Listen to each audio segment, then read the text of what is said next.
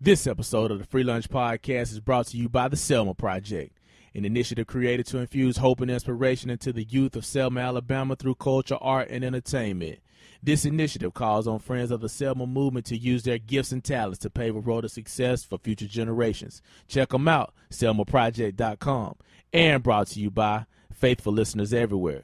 And now to the show. Welcome to the New South Movement. Ladies and gentlemen, a classic.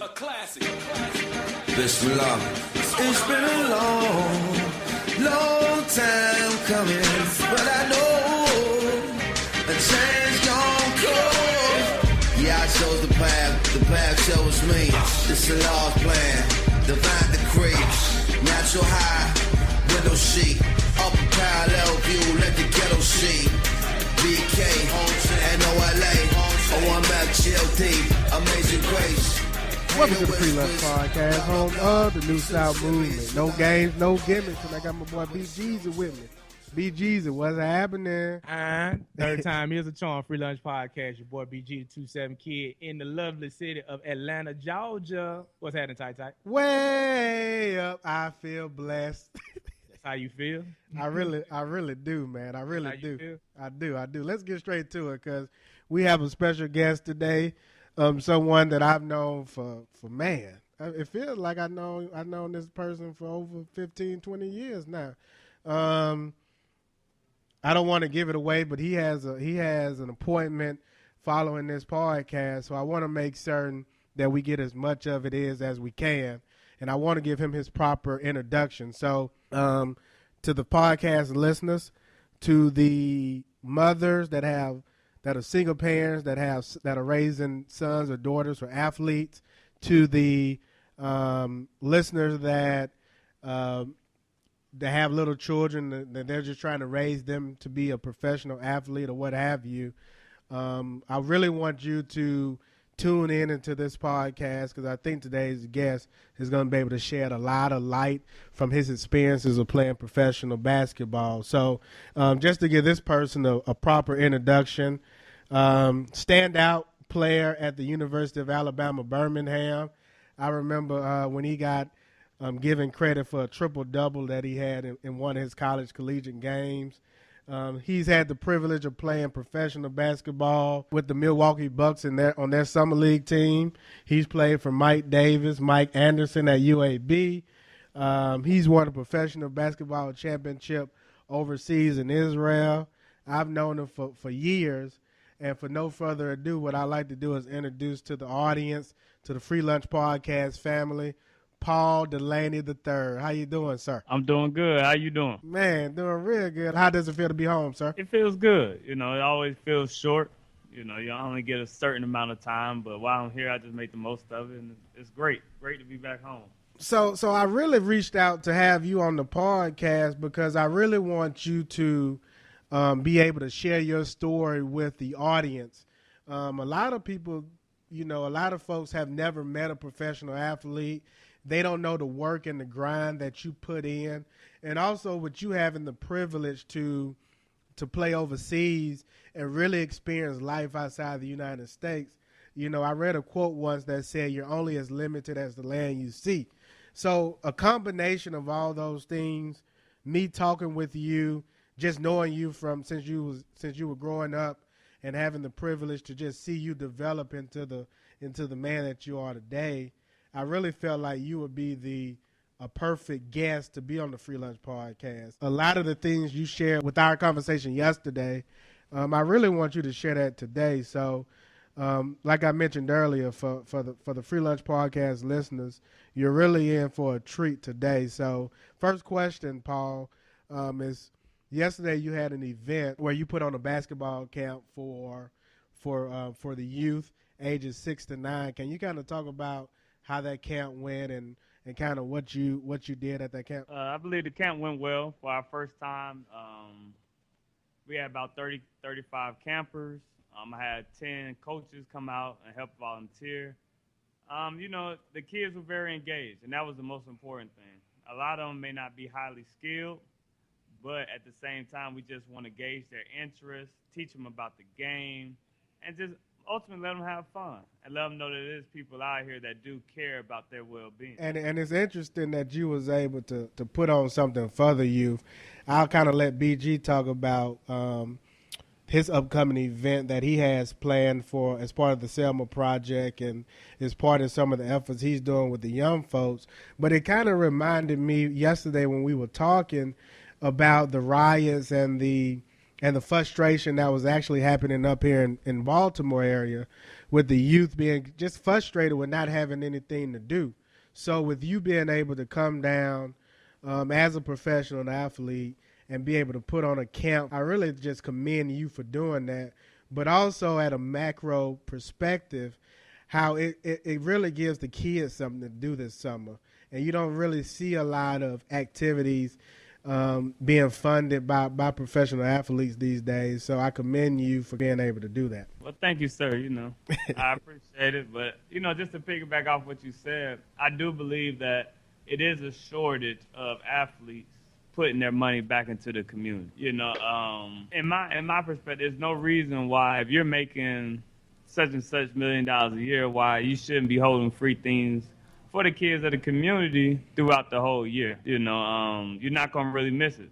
Besides going to the club or buying the jewelry, I just feel like we have to give back to the community because they are our future. What do you think it is that keeps so many professional athletes from doing just that? Honestly, I just think it's the lack of knowledge sometimes. When you come from these type of neighborhoods and, people praise you for being a great athlete, for being the best player, you start getting these gifts, the shoes, the special treatment.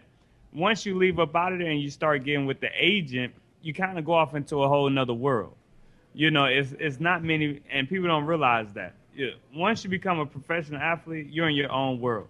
It's a community in itself within that, and a lot of them, they just don't give back. They don't see the people before them do it, so therefore they don't do it. Right. The only thing that we see via social media, Facebook, Instagram, on the internet is either three things. Either they getting in trouble, either they partying, or either they having a girl up there. For sure. And that's the only things that the media portrays. That's the only thing that they put out there. So these kids is getting the money at 19, 20. They've been getting millions of dollars their whole life. So what can you really tell them? You can't really tell them too much. Right. You don't have that will to come back and do it for free. You're always taught that you're an athlete, you have to market yourself. You do too much things free, people are not going to eventually want to pay. So it's always about how can I make that dollar, if not for me, for my friend that I'm going to let run the camp. So then now they're thinking, well, okay, I'm going to use his name. I'm going to get kids off of his name. So how can I make money for myself? And it gets to a point where money has to be thrown out, and it just has to be the betterment of the community, development of the community. Yeah. Well, Paul, let's talk about your story. Like I said, I really see you as more of a brother because of our relationship.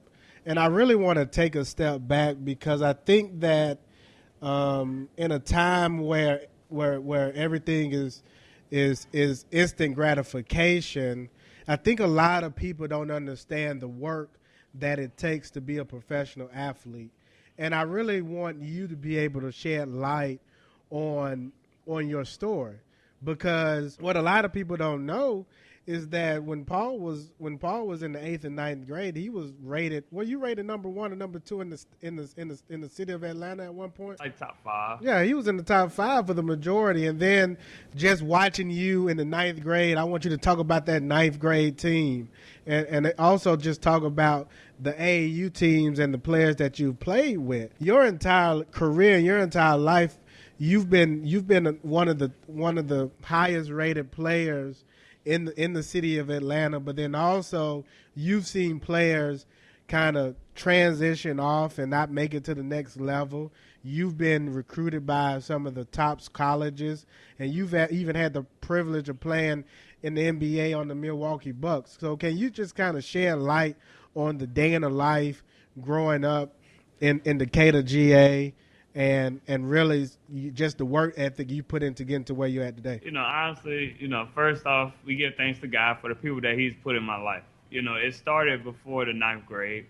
I was very fortunate to have my father, who was one of my very first coaches. And he really instilled in me hard work. Because I did basketball, I ran track, I played soccer. So our Saturdays in Decatur were full of activities. Right. And in order to do all those activities, he instilled that you have to do the work. You have to be in the best shape. Because you can't go from a soccer game and then go run track without being in shape because you're going to tire out. You know, so it was a lot of days that people don't understand that. For instance, I would go to an AAU practice. We would practice about an hour and a half, 2 hours. After that, my dad would have me stay like an extra hour. I would be doing simple things as running suicides. You know, dribbling the ball up and down through the cones again. Working on my left-hand layups, right-hand layups. And doing that, he also said, like, it's hard work. In order to perfect your craft, you have to hold yourself to a higher standard than most people will. And, you know, like I said, getting back to high school. 9th grade year, I went to Whitfield Academy, private school right off South College Drive. Before you even get into that, let me tell this story, BG. So I go, Paul's in the 9th grade. I drive up from Atlanta to go to one of their games and to hang out with his sister, who was basically my sister. And I'm in the bathroom. I'm in the bathroom, using the bathroom. Paul walks in. He used it before their game. And I look up, and I'm like, that look like Mark Price. And Paul says, oh, that's my coach. So not to interrupt you, but just to give you a sense of the level of coaching and the competition he was playing with. And Mark Price is a legendary, long-time NBA basketball player. For those that don't know, we know we got some people on this podcast that don't know that kind of stuff. Oh, you're right. For Cleveland Cavaliers, played with Matt Doherty, and just look him up. Real longevity in the NBA. But go ahead, Paul. Sorry to interrupt. And that in itself that was an experience. You know, he was giving us the techniques, just the way he shot the ball so quick from any position. And also on that team, we had Josh Smith. Yep, I was going to talk about that, but go ahead. Another NBA player. Exactly. You know, me and Josh, you know, his dad brought him to come play with us at the school. Like, we had a nice team. You know, it was full of energy. We had, you know, myself. We also had another cat on there named Tim Morris. At that time, he was ranked one of the top players in Georgia. He ended up having a career at Stanford. You know, now I think he's a college coach down in Alabama or somewhere. I don't know for sure, but he is coaching at the collegiate level.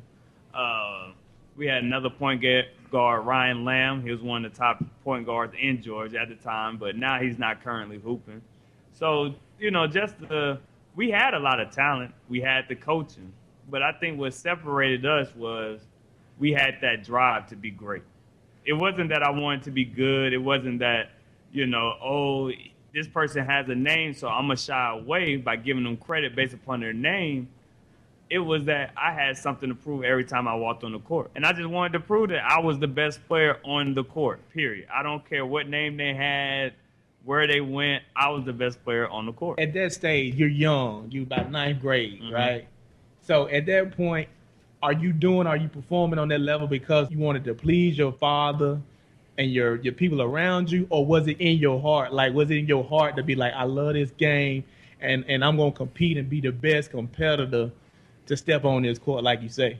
I think that drive came when I was younger, probably like 7, 8. Because, you know, my dad, Paul Lewis Delaney Jr., you know, went to Carver, played at Morris Brown. And around the city of Atlanta, he's something like a legend. No matter where we went to Joyland, we went to Carver Home, even if we went over to Adamsville, like, you know, no matter where we went, everybody knows who he was. So as a young boy, I'm, you know, trying to dribble my ball as best I could, you know. And as soon as they come up, they're like, oh, this your son? He gonna play like you? Like, he all right. You know, he getting there. Yeah. So after you start to hear that for so many times, it just became the fact, like, look, I want to prove like I'm better than my dad.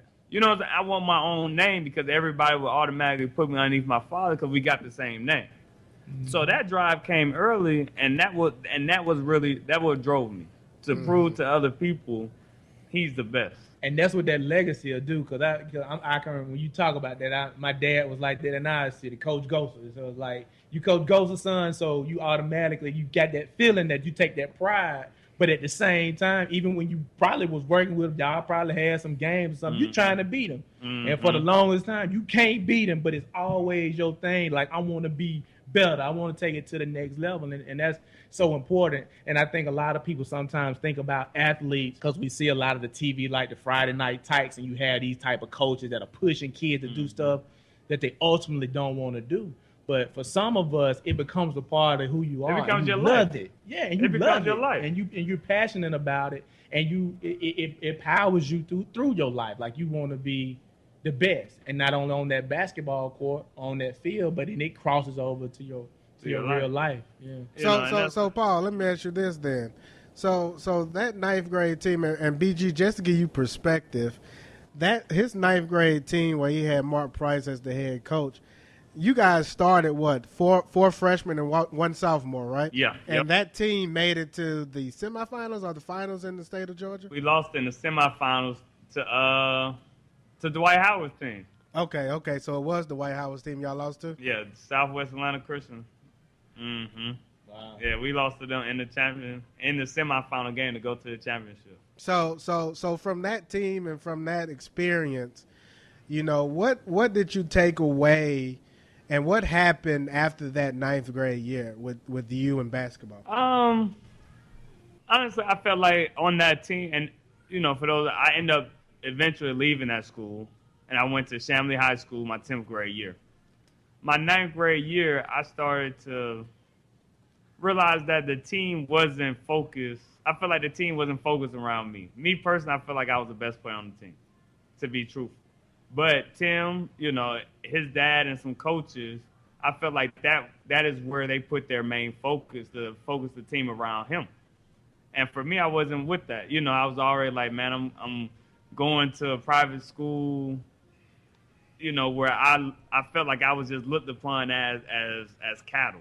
You know, the only black people that went to the school played sports. Mm-hmm. And, you know, it was certain comments that happened at the school that, you know, ultimately it was like, yeah, I need to go somewhere else. Mm-hmm. You know, so I wanted to go back to public school. And for me, it was the best decision of my life, you know, for socially and basketball-wise, because I went somewhere where I was the focus, where I could get into the gym. I used to have my coach pick me up 5 o'clock in the morning, you know, before the buses came, just so I can get to the gym and get me a workout in before school started. Mm-hmm. So you don't regret that decision at all? Yeah, I don't regret it. Mm-hmm. You know, actually, I think it made me into a better person. Mm-hmm. Okay, so you leave, you go play at Chamberlain for 3 years, starting with your sophomore year. You have some really good games. You have some really good experiences. But then you have a setback. Can you kind of talk about that setback and leading up to that setback and the changes from that setback that how it affected you? Well, leading up into the setback, you know, I was one of the top 5 seniors in the state, players in the state. I never forget it like it was yesterday. We was playing North Springs. It was the second game of the season. Mm-hmm. And what year is this? You're a junior or senior? This is my senior year. Okay. We had just played Southwest DeKalb probably about 3 nights before. I had like 32. So I'm coming in North Springs, and I'm feeling it. I might have rallied off like 12 points in like the first 3 minutes. I was making everything. I go up for a rebound, come down on somebody's foot. My foot turns, and next thing you know, I got a fractured 5th metatarsal in my left foot. And I basically, with that injury, I missed the whole senior year. So for us that don't know medical term, what is that? It's the bone on the side of your foot that is right on the side of the pinky. So once I fractured it, I could no longer put pressure on my foot At all. So I had to go get casted up. I was casted for about 4 or 5 months. When I got the cast off, was right around prom time. The coach from UAB, Coach Edgar, he came up to Atlanta. Was like, you know, we want to see you play. Go down here, George Perimeter. You know, we know the coach. Blah, blah, blah. So I go in there, I play. I probably played like 15, 20 minutes. Next thing you know, I did it again. Ooh. On the day of senior prom. So I went to prom that night, you know, took a couple of Advils. Then the next day, I ended up having to go get surgery. And I started off my college career coming back from the surgery of my 5th metatarsal. Prior to the injury, Can you talk about some of the schools that were recruiting you, and then what happened after the injury? And even before that, I got injured before that. I got invited to the Nike All-American camp where, they have like the top 100 players. And then during that camp, prior to that camp, I had Kentucky, Auburn, Clemson, Nebraska, St. John's, Rutgers,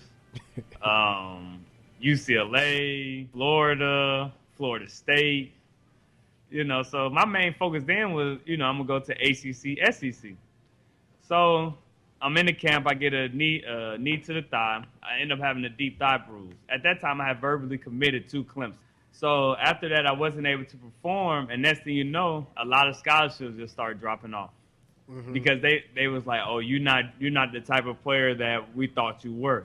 I'm like, well, I got to take like 2 ibuprofens before every AAU game just so I can start to run up and down the court without feeling it. So naturally, a lot of the teams fell off because, as I say again, they felt like I couldn't perform to the level that they wanted me to. Mm-hmm. So, that's what happened. And, it's funny because it's funny how things come around full circle because then when I start to see these coaches that dropped off of me, every time I see them, dang, I wish we would have kept. I'm telling you, man. Auburn, you mean Auburn fell off? Dang, Auburn. If anybody should have stayed on the trail, it should have been Auburn. Paul Hewitt from Georgia Tech. I had the coach from Georgia. All of them. The coach that was at Clemson, I forget his name, but all of them. Every time I see him, dang, I wish we would have kept you. End up being one of the best guards in college. Mm-hmm. So it just goes to show you, things happen for a reason. Mm-hmm. And when those injuries happen, that's when you really start to go through a tough time because you really start to see who's with you for you and who's with you because of what you can do. I want you to talk about the psyche when you're going through those obstacles, right? What is your psyche at that point? What are you thinking? How do you feel knowing that at one point you were at an all-time top 5 in the state, but now you've had a minor setback and you've lost those coaches trying to pursue you. What is your psyche? For a minute, as a kid, you like, dang, like, I'm the same player, so a minute you get kind of hurt, it's like you just feel a little bad, because it's like I go from going to SEC, ACC level to, Conference USA and where I ended up at. But it's bad, You just like, am I not the same player? Sometimes you start to question your skills. Mm-hmm. But, like I said, I had good people around me that supported me that was like, you know what? You turn adversity into a positive. You use adversity to drive you. You use that to make you into a better player. So now when you do see them people, you make them regret not taking you. Mm-hmm. Who was giving you that message mostly? Mostly it was my dad. Like, he went through a lot of tough things growing up in Atlanta during the time in the city where, when he grew up. So, like I say, he was just very big on mental toughness. If you can get that mentality down, everything else going to come after that because it starts up in your head first. Mm-hmm. If I'm telling myself I can't do it, then naturally I'm telling my body I can't do it. So I ain't going to put the same effort. So you go to play in college. I'll let you tell us who you signed with, but you sign a scholarship, and if you can really talk about your experience in college. And the reason we're going through this because I want, after you kind of tell your journey, your story, I really want to just focus on some of the lessons that you learned. So can you really just tell us about who you signed with and how those 4 years in college was for you? I signed with the University of Alabama at Birmingham. Down in Birmingham, Alabama. The head coach was Mike Anderson, which now he's at Arkansas. But when I first came there, like I said, I was coming off the injury. That was working me slowly. And when I first got there, my confidence was a little low because I'm coming off a full year not playing basketball. So naturally, it's like, can I do the same things? Am I the same type of player? So I get there, and one of my assistant coaches, Coach Giles, he basically changes my whole shot. While I can't run, he tries to start working me with the shot. And naturally, it wasn't comfortable for me. But in my head, I'm thinking, okay, well, he's the coach. He knows better. Let me do what, he wants me to do. So long story short, that messes up my total shooting game. I go from being a good shooter really to the most inconsistent shooter in the world. Because simple fact of, I'm letting this guy change my shot. Instead of having confidence in myself, knowing, I know what to do. Sticking to what got you there. Exactly, and it totally changed. So my first year, I go through some struggle. I probably played like 6 minutes, a game. Some games maybe more, some games maybe less. My sophomore year, I go up to 20 minutes a game, being one of the finalists for the Sixth Man of the Year award in the conference, which I got beat out by a senior at Tulane. I averaged around about 10 points, maybe 3 assists, couple of steals. And then my junior year is the year I really took off. My junior year, Coach Anderson left. He went to Missouri. And Coach Mike Davis came in from Indiana. That junior year, we finished like maybe 16 and 17.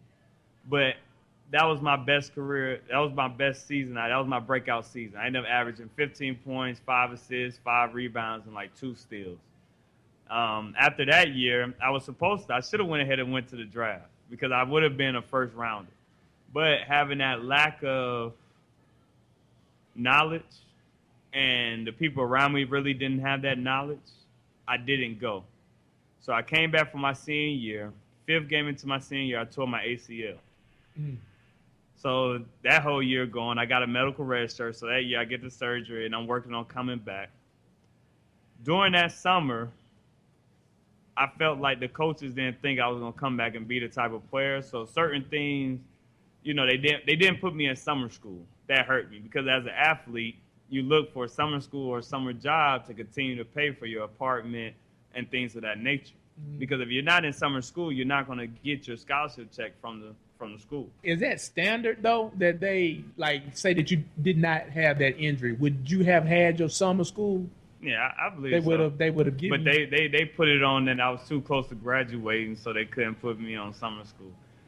Well, then I thought if you on scholarship, ain't you on scholarship all the time, or they just peak when they want you to go, huh?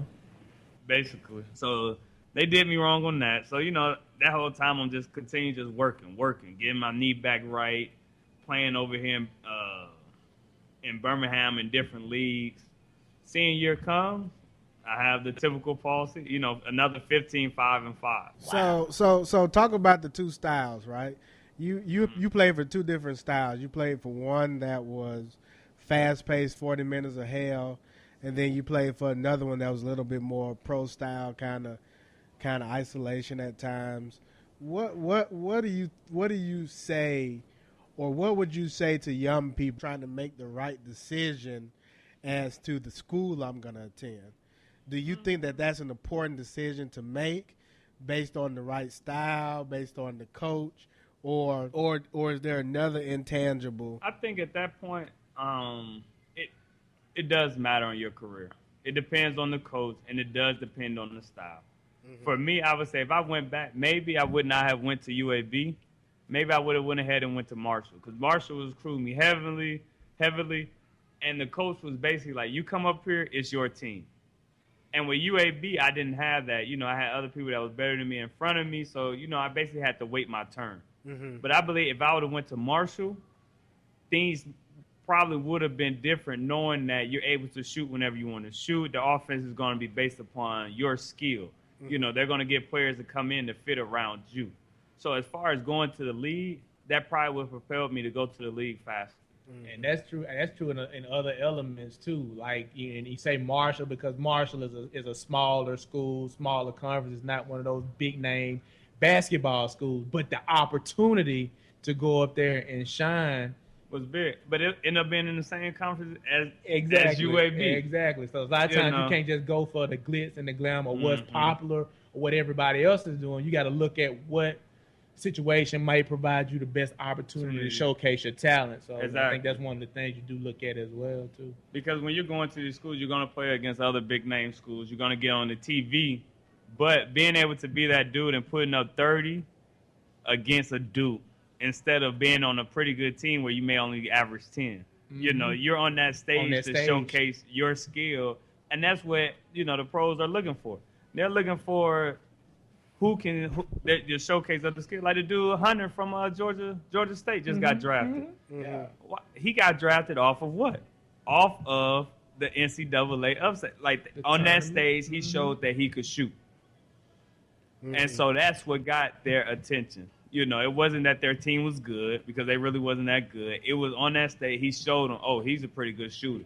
So now you start going to the camps and they start seeing the same thing, and you can get picked up straight off of your what you showed during the tournament, NCAA tournament. Yep, Pablo Story, NBA MVP Steph Curry, same thing coming out of Davidson. You know, I even seen Paul play where he competed, and I would text him because these were the days when Derrick Rose was playing at Memphis, and so I would text Paul and I would say, Paul, you think you can handle Derrick Rose? And he would say, of course I can. But it was interesting because they were going at it.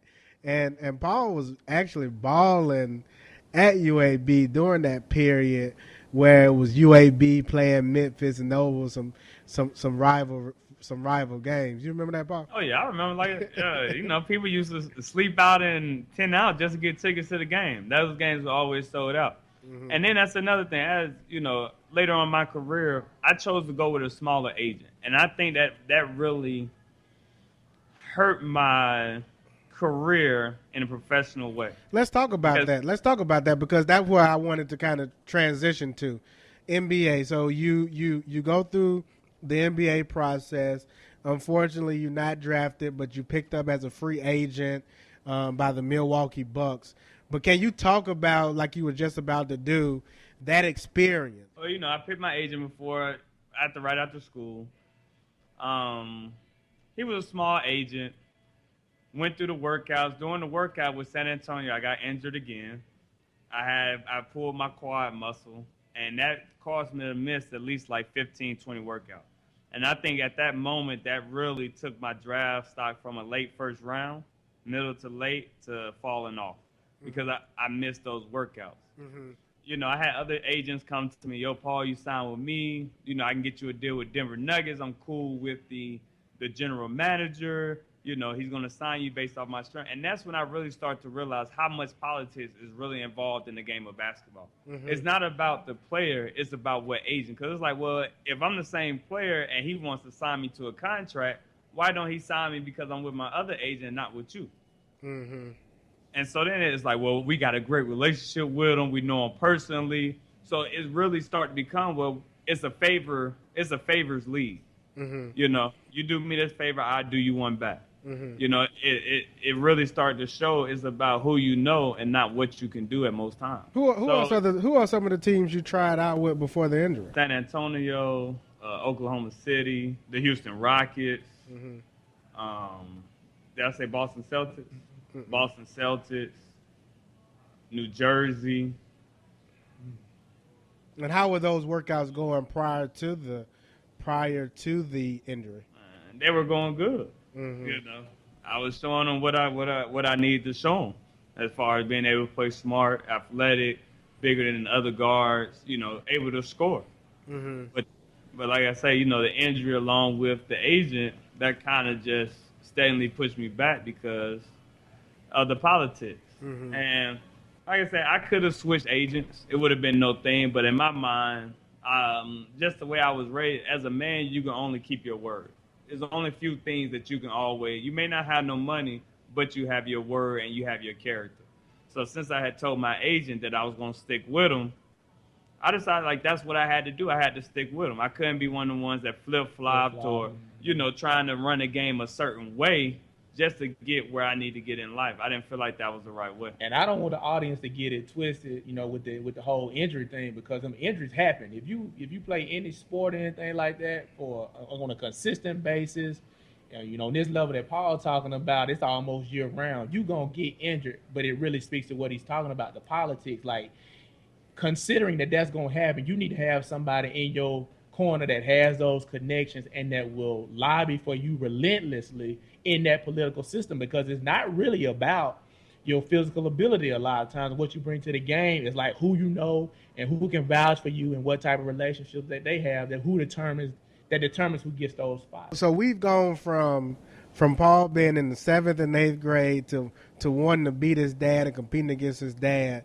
to then playing 9th grade on probably what I would say is probably one of the greatest high school teams assembled, getting injured, and just look at the obstacles, right? Look at the obstacles, having to go through senior year, having his foot, having a broken bone in his foot, then having an ACL tear, and just look at the ups and downs, and then finally getting the opportunity to try out and on the professional level with NBA teams.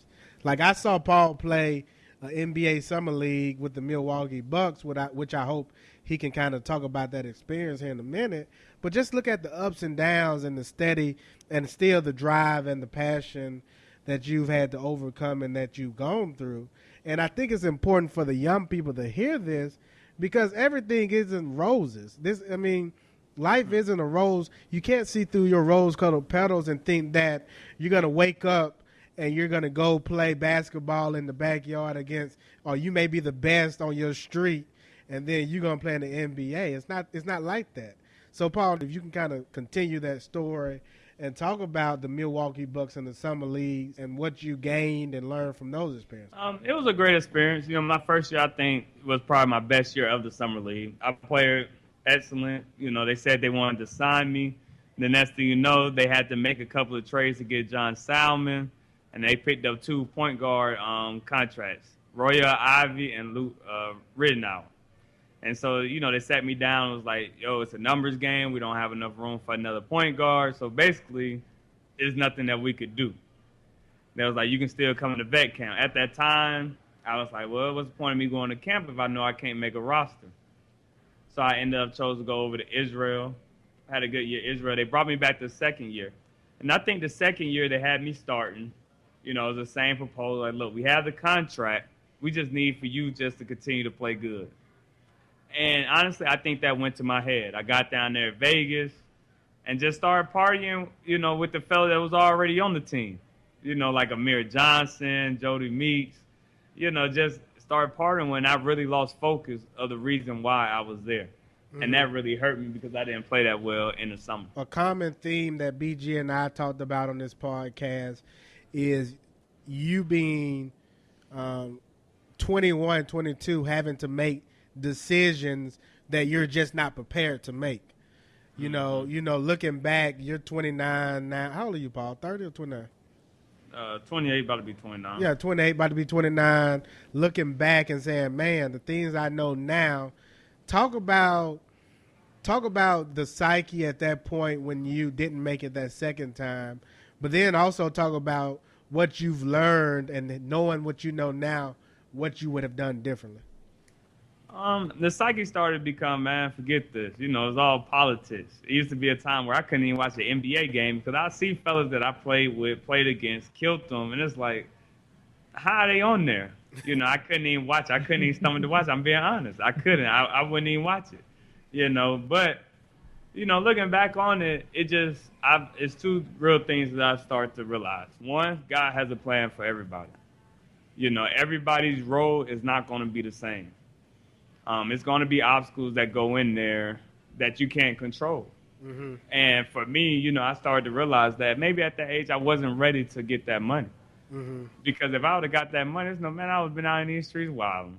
Yeah. Man, I would have been out here probably like 3 kids because I could pay for them. I would probably been the one up in the strip club with like 6, 7 of my homeboys, just wilding. Because that's the type of mentality I had. Because that's the type of mentality I thought that a basketball player was supposed to do. Mm-hmm. They just talking like you can't give up on yourself. Mm-hmm. You never can. You always have to work like you're the second person in line. You can never get content and you can never get comfortable. You can never do that because the minute that you do that, it can take your career from one level and take it to the next. Hey, BG, now this is going to be hilarious. One day I called Paul. It was actually on Christmas, and the Lakers were actually playing on Christmas Day against the Miami Heat, I think, and we kind of talked on Skype, just trying to catch up with Paul and make certain he was doing okay. And then he started talking about how he had been going out and he was in Bethlehem. And so it just kind of, Bethlehem. he was in Bethlehem. And I was like, you what? Yeah, man, I'm in Bethlehem. Traveling, it's been amazing. You know, I've been able to go to Jerusalem, like you say, Bethlehem. You know, I've been able to see where Jesus walked, where he, you know, was nailed on the cross. You know, I've been very blessed to see a lot of different cultures. You know, it just opened up my eyes tremendously. You know, I've came back with a new mentality as far as finance-wise and just living. Because one thing I can say, as I've been over there, I've really seen that the grass is really not green on the other side. Like, people really do have it worse than we have it here in the States. Here, we're based upon convenience. Everything that we want is at our fingertips. And over there, it's not the case. Like I said, I've been in places where I had ice storms. Like I said, I had to take a dump in a trash bag, in a grocery bag, you know, just because we didn't have enough water to take a shower or to put into our toilets. You know, I've seen where the projects over there are 10 times more run down than here. I get on the elevator stinks. You got gum up and down the walls. Like, you walk in, you really have to watch your step because it's a loogie of spit. Like, I've been in those type of places, and you know, I've seen Israel was beautiful, France was beautiful, and then Russia, Ukraine, where it's tough. You know, so it's been a blessing. You know, I've been able to. It's taught me a lot of lessons in life, and not to take things for granted. I wanted the audience really to be able to paint a picture and understand the journey that you've gone through from literally from ninth grade, and we really didn't take a deep dive into a lot of your professional stories, but again, we talked about on previous podcasts how we're asking 21 and 22-year-olds, or even younger at this stage, 20 and 19, to make life decisions. Seeing what you've seen now and knowing the hard work that it takes, can you kind of talk to the young people and really just talk to them about what you know, what you've seen, what hard work is? Well, for the young people, hard work is being able to put in work when nobody's watching. It's about when nobody's watching you, are you going out there 2-3 hours to put in on your craft, whether it may be baseball, basketball, football, whatever it may be. It could be education. You know, it could be working with computers, math, science. But are you doing stuff outside of what's required for you to do? Or are you going to be the type of player that only works when they go to practice? Once practice ends, they don't touch a ball no more. They don't pick up a book anymore, because you're not going to be able to get anywhere. You know, it takes dedication and time. That's what nowadays people don't have the patience. They want the instant success, you know, and granted, and sometimes it's not on the kids themselves. It's also on the parents. As a parent, what are you doing? Are you putting your kid in the best situation to where he can work and to where he can be successful? You know, instead of them days on Saturday, instead of sitting in the house all day and just letting him go out and run, are you taking him to a park and actually pushing him and showing him, like, look, I'll work with you. You're not out there by yourself. You want to put up shots, I'll rebound for you. You know, so at the same time, it's a two-way street. You know, and kids are not just making grown-up decisions at 19, 17, 18, 19. They're actually, nowadays, they're making grown-up decisions 9, 10 years old. You know, the way, like you said, the AAU game, the way they're starting to recruit kids, now they're trying to play with kids' emotions by, oh, you don't want to play with my team? I can give you a pair of shoes. I can give you this, give you that. As a kid, of course you're going to go where the free stuff is. But as a parent, is that the best environment for your child to get better and reach where they need to reach? And I think that's where I think that's where a lot of little kids are getting messed up, and when they're, you know, starting to mature into that 19 and 20-year-old, because now the only thing, they're basing their worth off of material things.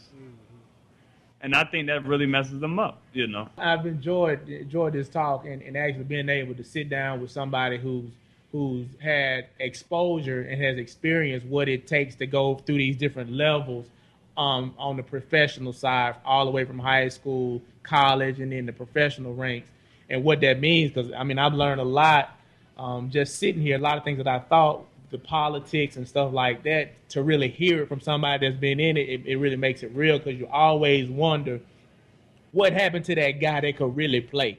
Like, what was it about him that, you know, he wasn't able to get all of the notoriety in the professional league? And you automatically would think, well, maybe he wasn't as good as the other guy. But then, you know, just sitting here listening to that, there's some other stuff going on behind the scenes that may be happening.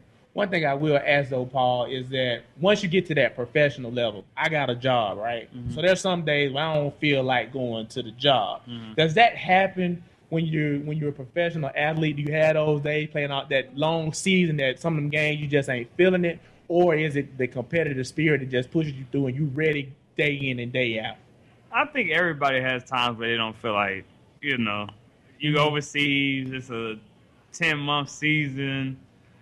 Some days you're not going to feel it, you know, but then it gets to, like I said, the mental again. Am I going to let my emotions impact how I perform? Or is that heart and that competitive spirit going to come out once I hit the court? It's like, well, you know what? I'm about to put on, you know, the best I can now because I'm here.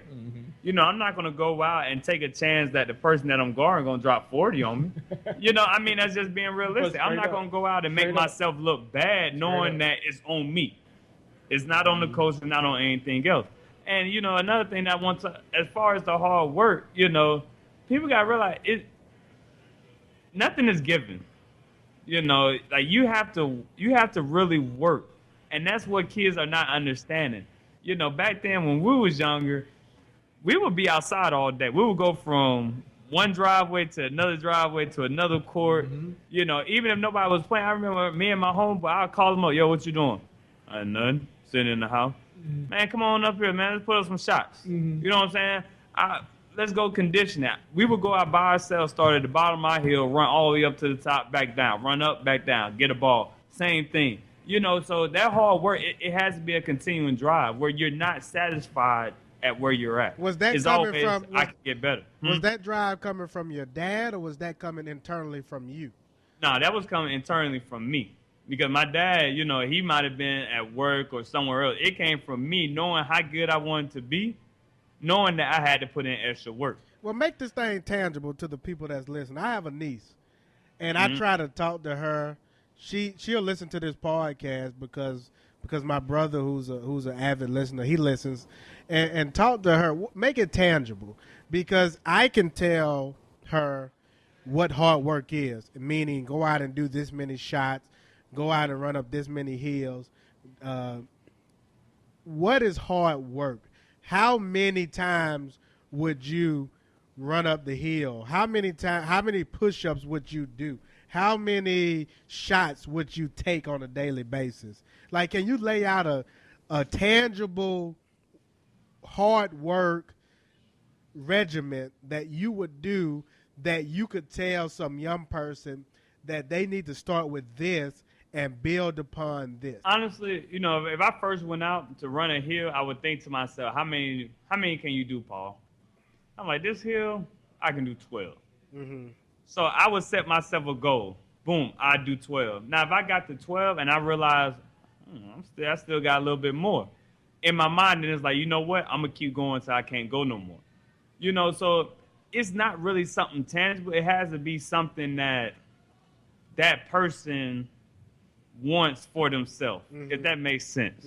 You know, like we can, and I tell my little cousin all the time, I can tell you what to do. I used to tell him, do 25 push-ups when you wake up, 25 after you eat lunch, 25 before you go to bed. You got 75 push-ups. If you do that for a week, next week you should be able to go up to 30 per session. You know what I'm saying? Like every time you should be able to go up, because naturally you're going to feel yourself getting stronger, be able to handle that.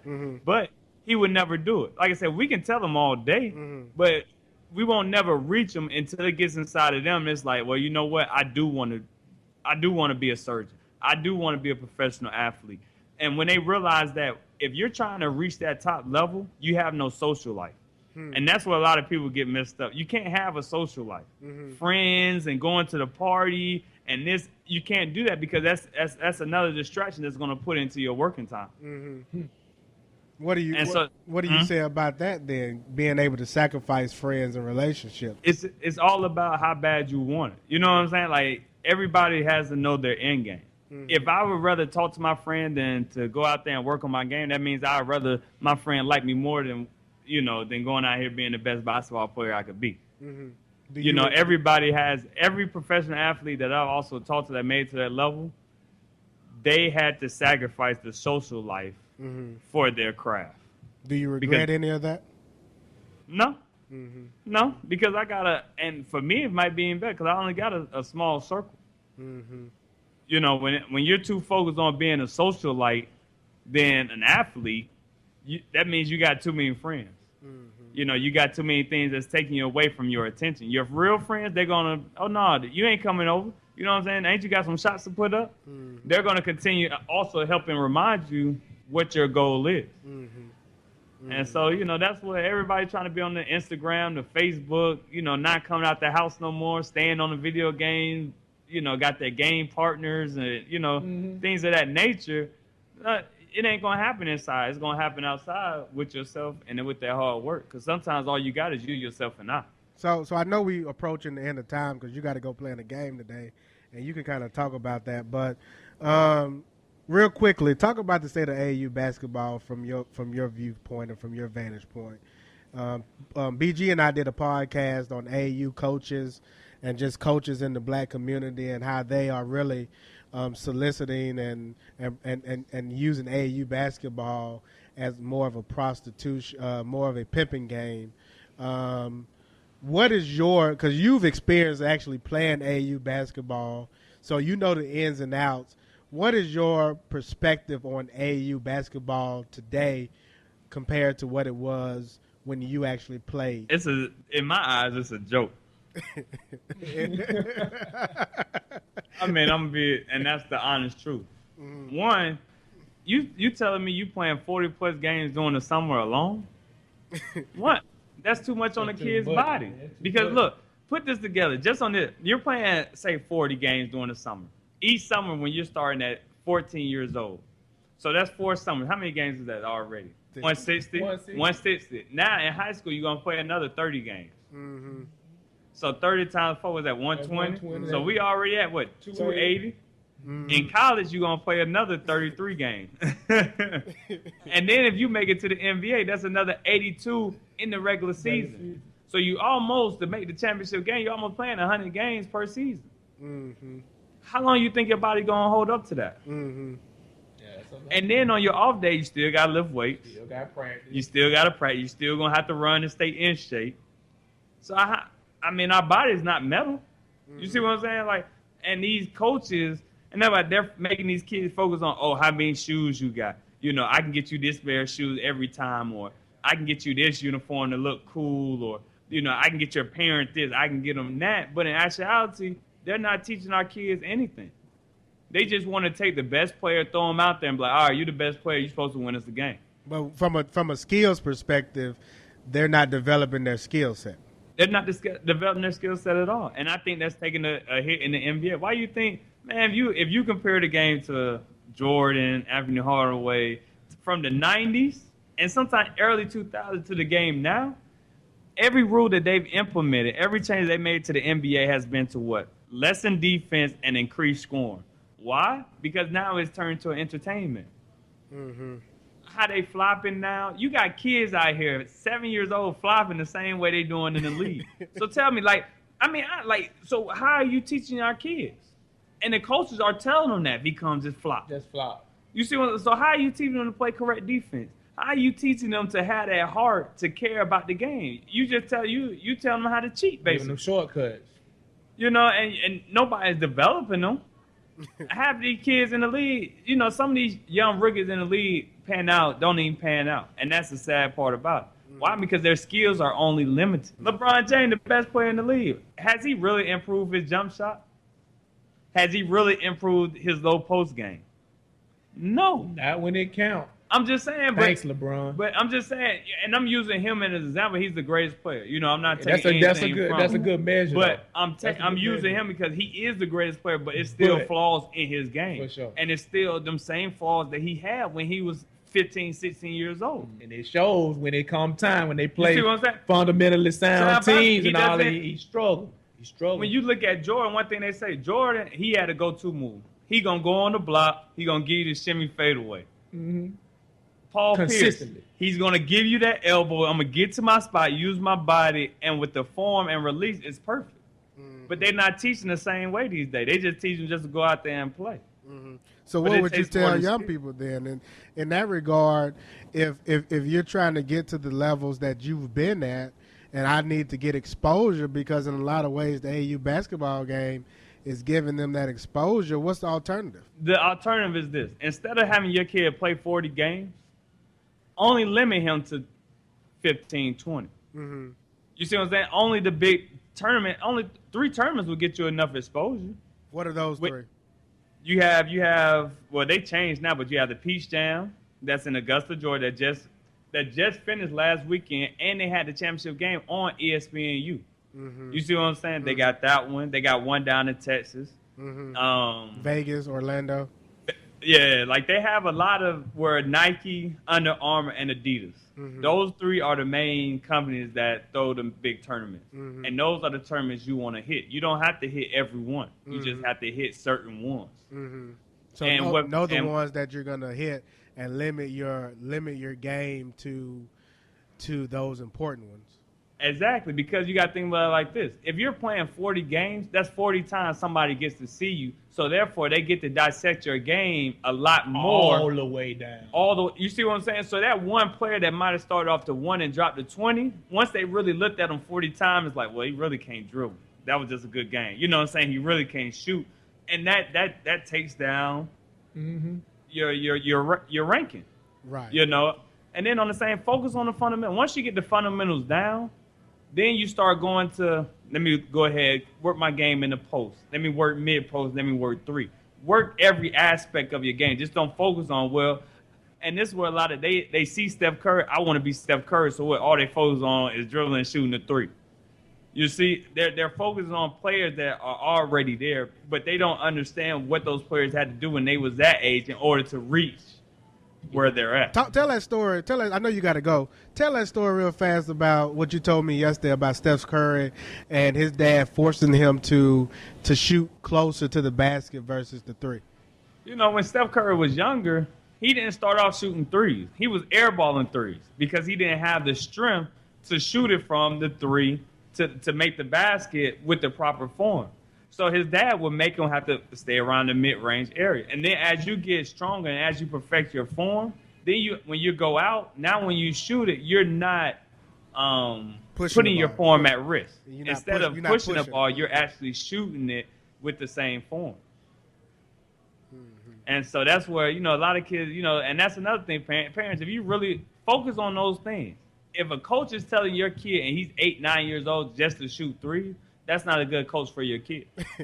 If you're, I'm being serious. If your coach is telling you, oh, well, your kid is taller than everybody, we're just gonna make him the 5, the center or the power forward. That's not a good coach for your kid. Because why? Because just because he's taller than everybody now doesn't mean that he's gonna be taller than everybody when he gets older. So if they're only focusing on, oh, we're just gonna have him be in the paint, and when he reaches 15 and he only stops at 6'1", then where is his shooting skills gonna come in? Where is his ball handling skills gonna come in? They're going to be behind. Why? Because the coach never taught him. Why? Because he was never able to dribble. BG, he dropping gems, they only put BG. him down low. He dropping gems, BG. Same thing with schools and stuff like that. Like if the school is just teaching the test and not teaching what that kid is going to need to progress from grade to grade and get better each year, that ain't the school for you. You need to make a trip. You need to be involved in that. And it does go to school. Me and my dad were having a conversation. Schools and the black community really started to go down when schools started to take these vocational classes outside of the school. Back then, they used to have you with the laundry, with the mechanical, with the masonry, with every sewing, home economics, all that stuff. I agree. Because when you did that, that let them know, like, all right, I may not be a book smart, but when you leave here, you're going to be able to go and get a job in a professional world. But now they only want to try to teach books. And granted, everybody is not going to be able to learn, but that's just the reality. Everybody can learn. If this person can do it, everybody's different. So you can't never compare one kid to another. Yeah, because they came out the same situation, but you never know, one mindset may be different than another. You know what I'm saying? Their parents may have, prepared them differently than another. You know, you never know what's going on inside that person. And I hate when people always try to compare. Well, no, I don't have no sympathy for that person because I know somebody that went through the same thing. They made it just fine. But you don't know what else they're going through. Right. You see, and that's where it's coming. And that's why people don't care these days, because they feel like, well, I shouldn't care. I came through the same thing. I made it, so why should I go back and help somebody else when nobody helped me? And, you know, and that type of feeling, it really hurts me, because it's like, man, it's so many, especially African American kids out here that have the skills, that have the brain, that have the, you know, that have that want, but we just don't have enough people that's gonna have the patience and tolerance to put up with them. He just touched on something. I did want to get into that. He touched on something that I had never even thought about, but it's very 100% accurate. Taking vocational out of the school. Do you said something that's really real. Taking those out, the home economics, the sewing, that's really taken away from a generation of students to develop skill sets to go out and work in to go out and work and have a living.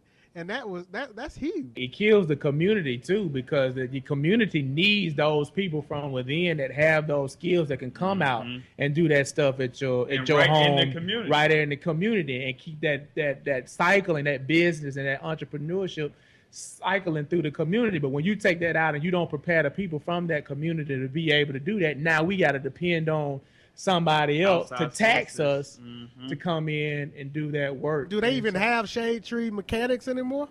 They have nothing, man. You remember back in the day when you could find a guy on the side of that would work in front of you. This guy used to work in front of my grandmother in them house. You do have those. Don't get me wrong. Like, you do have those like the AutoZone, or that may be sitting there and that may be waiting for somebody to bring in their car. Like, oh, what you got wrong? Oh, I can help fix it. You do have those, but it's more the older generation. It's old, yeah. It's not no young boy. It's not really young, because when you took that out, me and my fiance were talking about this the other day. I'm gonna throw this comparison out here. Some people may not like it. Extension cord. Man, what? I needed a quick second. I regained focus, but it's when they came over, and I was telling this before they had slaves, Africans were in villages. They were in, they had their clan or whatnot, what they called it. But in that, they had somebody that maybe did the farming, somebody that cleaned the clothes, somebody that raised the sheep or whatnot. They had everything within there that they needed to survive in their community. So now what they do, they came in.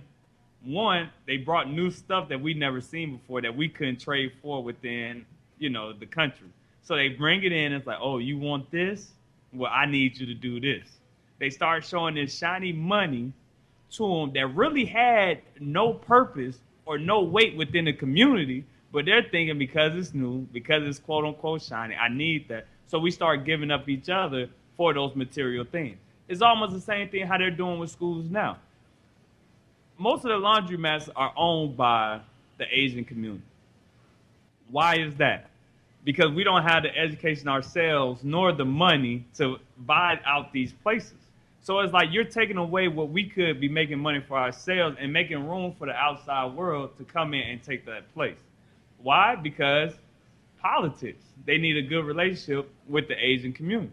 You know what I'm saying? So it's like you're taking away from us just to give to other people. And it's like, at what point do us as a people realize we really need to start investing and giving back to ourselves? Black empowerment. We talk about that all the time, BG. All the time. Instead of, all right, like the boycott. We got plenty of cars out here. Let's give somebody a ride. But we've been misled to think that it's all about what I can get, that we are crab in a barrel. You know what I'm saying? Like, people have said that so many times. That's what these little kids are actually growing up to. But it's not about, me helping somebody. It's, oh, I need to get it myself.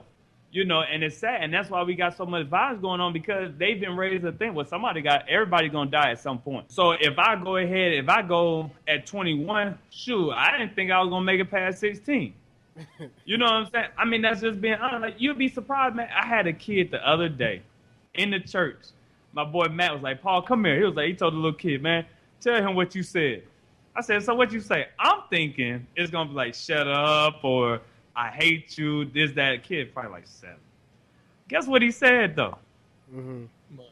This man said, I don't care, suck these nuts. In church. In church. To an adult. 7 years old. 7 years old. This man literally said, I don't care, suck these nuts. Man, like what? Who's teaching you this? Right. Right. Like, who allowed you to be around when they talking like this to hear that and pick it up? You see, like, if I was around my parents, I would rarely hear cussing. You know what I'm saying? I would rarely be able to see something. If they wanted to do something, hey, it's time for you go play with your friends. And for me, it ain't like you sending me off. It's more, cool, that's what I want to do anyway. Right. You know, but nowadays, they sit in here, they would drink in front of them, they would smoke their weed in front of them. You know, they would do things in front of them. It's like, I'm not going against you being able to do it. You're grown. But at the same time, just don't put your kids around it. You know what I'm saying? Don't put them automatically in that environment, because you already starting them off with a negative slate. Mm-hmm. You're right. You preaching today, sir. So, Paul, you got a story to tell, and I really feel like, and I told you this yesterday, I really feel like life after basketball is going to even be more. This is a journey. This is just a part of your journey. Even doing this podcast, and I'll tell you this, but even doing this podcast is really just the dress rehearsal for a larger platform for you, and I truly believe that.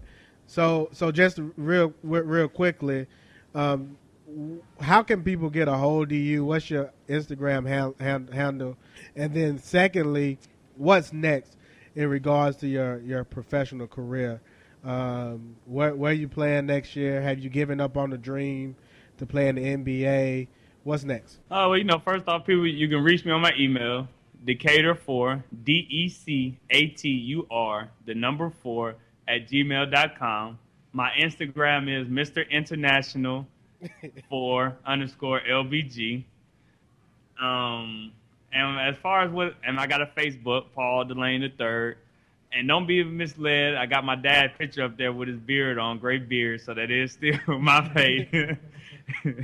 But, you know, next, right now, you know, my agent's looking at different offers that we have, and we're just trying to see, like I said, what's the best fit for me, because I feel like last couple of years, the team and the situation that I've been on has been more about the money than the fit. And so this year, I really want to go somewhere where it best fit me, where I have the freedom and the coach has the trust in me and the confidence in me to where I can just play and not have to try to go and fit somebody else's game or be somebody else's robot. So right now we're just in the process of seeing where that will be. So are you gonna get an NBA one more try, or are you done with that particular dream? You know, with that's why I want to go somewhere where I have a good fit, so therefore I can play the way I know I can play, and then after that, hopefully, you know, get another summer league invite, training camp invite, and go from there. Gotcha. But it's very crucial that I do have a breakout season this year. And if not the NBA, you know, it's cool. I'll just probably come back overseas. But at the same time, no matter where it is, I just want to put myself in the best position now to be successful so I can take that next step in my career and not just be at the same point throughout the rest of my career. And he spoke about his dad and that great beard, but when I tell you somebody that can cook, man, throw down. Be throwing down. Paul, can he not cook? He can. I'm telling you, everybody, man.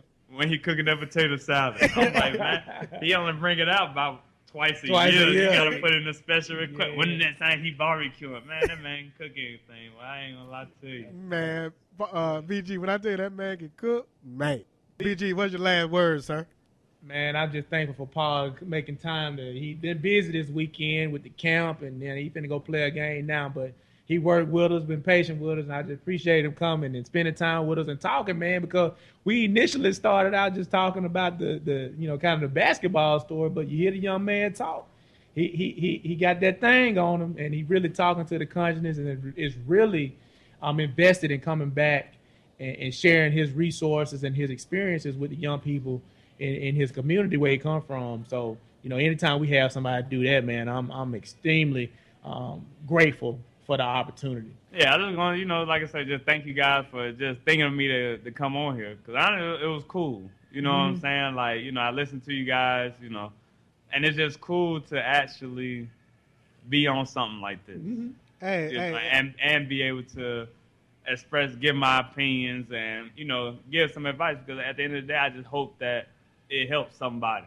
Oh, it definitely will. And just in closing, I think people need to go back and, after listening to this podcast, rewind it to the beginning of the podcast, because we went through so much, and I want to reiterate where we started. And where we started was Paul is back in his home state, in his home city, and he is here putting his resources and his finances to develop, empower, and build the youth of his community. He started, and we spoke about the ages being 6 to 9. And from that experience, we walked you through a journey of his personal story, and he spoke about the AAU coaches and how that whole thing is a joke. But he's able to say that because, in my opinion, he's actually becoming the verb that we talk about, but he's actually doing the opposite of what these young people are experiencing. Point being, he's not a hypocrite.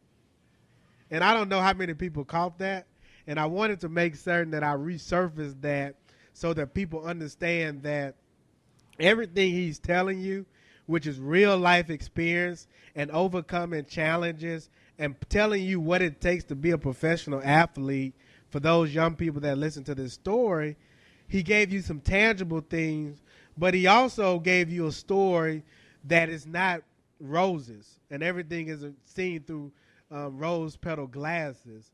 But at the same time of walking you through that story, he's at a point now where he's building his community and his youth. So symbolically for me, and I hope the young people and the podcasters that listen to this story, they can see he's not just talking about it, but he's actually doing it. So Paul, from that perspective, I've always admired the hard work and the work you put into, but more importantly for me, and me being able to see you from when you played in a middle school game to see where you're at today, man, I just admire the growth and the wisdom, because how many people can have the wisdom and the growth and to say, hey, this thing called basketball is bigger than me. These are life lessons. So really just grateful that you took the opportunity out of your schedule to really come and partake in this conversation. It's bigger than one person. It's bigger than 10 people. It's bigger than 20. It has to be a whole movement. It has to be like a culture. Like, it has to be a way of life. It had to be a way of life. That's why we have the New South movement, which is really what we're trying to do on a smaller scale, and hopefully it'll continue to trend, and it'll be a larger movement. Paul, do you have any upcoming future camps going on in the area? Anything planned? It's a tentative date. Okay. It will be the second week in August. The 15th. Like 15th. So yeah, so the 15th. like the 15th. Yep. Okay. Or maybe the 8th, but the 8th would be kind of difficult because kids are starting to go back to school and going school shopping and this and that. So I figured maybe the 15th get time, get that transition, and give parents to be tired by then, so they'll be looking for something to give their kids to do. So you have any means, the way of them finding out about it or anything like that yet?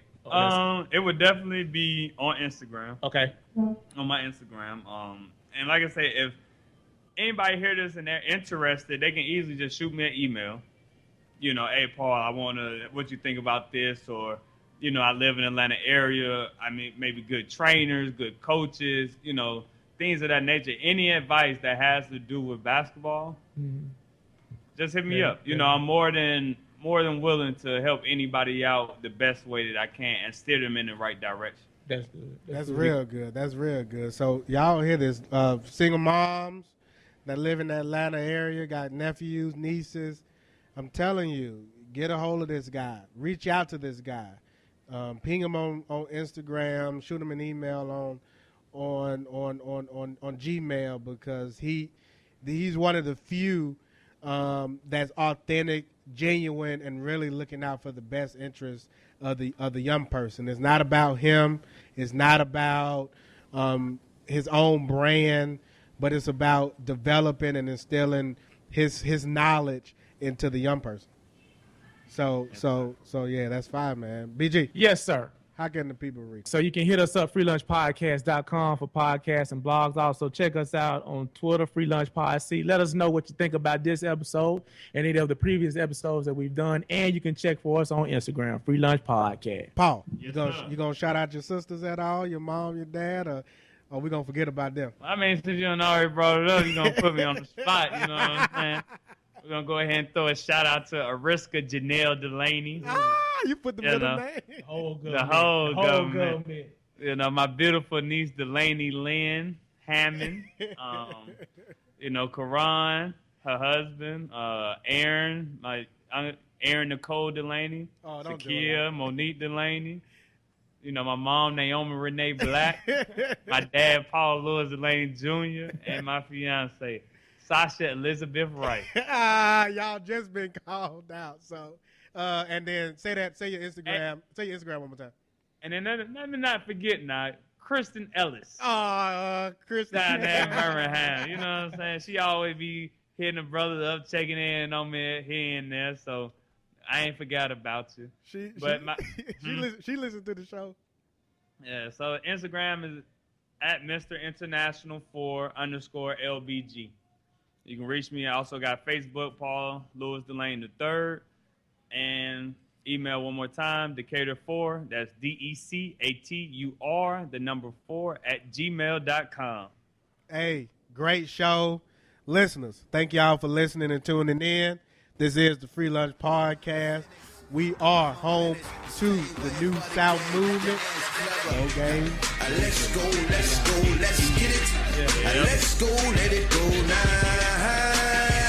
Let it go, let's get it. Get it, got 'em. Let's go, let's get it. Let's go, let it go now. Let it go, let's get it. Super mathematics, not a problem, no not for that old block. So sign away for that bull rock. Super small, handcrafted art designs, no they know not.